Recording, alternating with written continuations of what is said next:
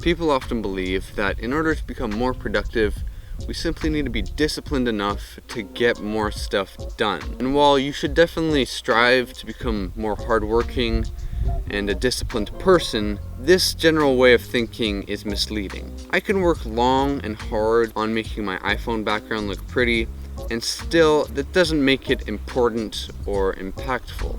What you do is more important than how hard you work at it. But also important is figuring out how to get better outcomes for the same amount of work. And one way of adopting this approach of working smarter is by creating repeatable workflows for your work.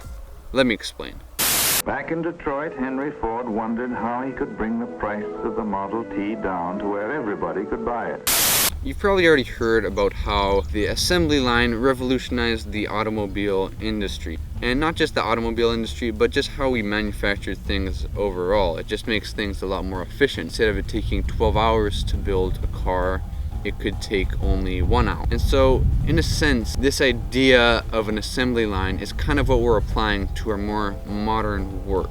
So if you take a piece of social media content, or maybe a service you're delivering, or even on a larger scale, a business that you want to start and grow, you're creating a repeatable process for it. Every time you finish that process, or even if you're just in the middle of that process, you can go back to the previous steps of that process and optimize them so that everything is streamlined and more efficient for the next time around. That's a little abstract. I'll show you guys what I mean. I currently have 2 Notion workflows set up. One of them is to start exploring the world of bootstrapped entrepreneurship, and the other one is to create videos for this YouTube channel. And so I'll go over both of them and kind of show you my thought process for setting different parts of it that I've set up. And then also at the end of that, I will go over a few points for if you want to create your own workflow so that you can complete your work in less time and start working smarter and not necessarily harder. Let's dive in. So this is my first workflow, or maybe you'd consider this more of a roadmap. Either way, currently this is just where I've been coming up with some ideas for problems that could be solved by a product or just a product in itself for startups, right? This is the ideation view, and it's mostly what I've been working in for now, but this is also where I intend to build out and ship and grow some of these products. So as you can see in the master view, it goes on and there's more sections of the assembly line, I guess you could say. And so as you can see, this kind of just makes everything a little bit more obvious and straightforward for what the next steps are for developing a business idea, startup idea, and it makes a complex project like that a little bit more approachable. And the last thing I'll show you is just how I actually have a page inside, or a template for a page inside of here, where I have some other pages which go along with the different status, the different points of, the different stages of development, right? So you got market research, where I put all my market research, where I've defined functionalities, sketches, blah, blah, blah. This is all great, but I haven't been working in this one as much as I have been working in my other workflow, which is for YouTube content. So once again, I have a board view, and you can see the different stages of development for the YouTube videos that I create, right? So ideas, where I'll just throw in my ideas whenever I come up with one.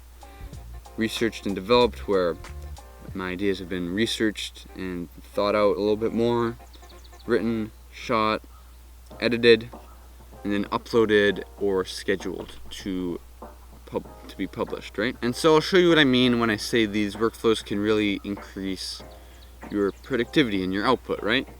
So if I create a new page, you'll see that I actually have a template for all the videos that I create, similar to my startup workflow, except that one isn't as developed. So you can see I have title ideas, thumbnail ideas, and then it goes on, script, video description, template, and that just makes it a little faster, shot list, and that just makes everything a little bit more organized. And so for example, you see I have this editing checklist, and it's not fully completed yet, but I will complete it, and at that point it's just going to make my editing process a lot faster. And another thing I've done is recently I've created this little section to improve for the next video, where I'll put a few points after I complete a video, a few points on what I would improve for the next video. So I think you get the gist of it. Now let's get into some points on how you can create your own workflows.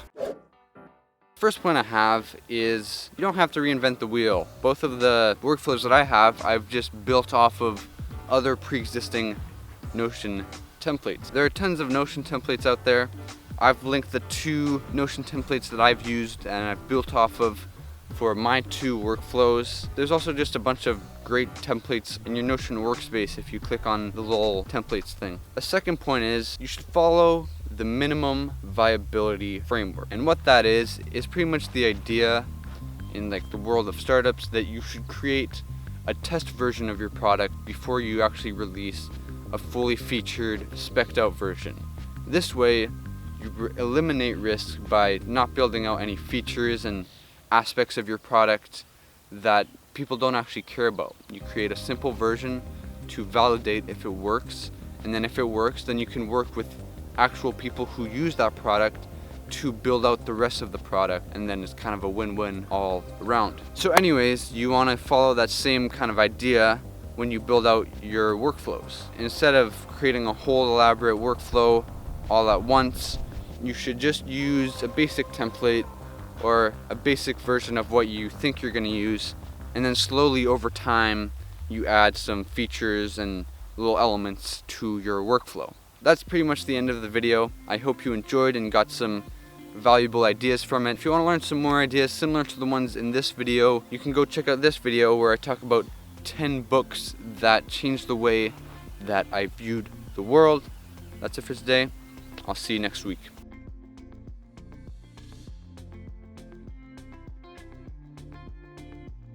Create your own startup. No. Shoot. I forgot. No!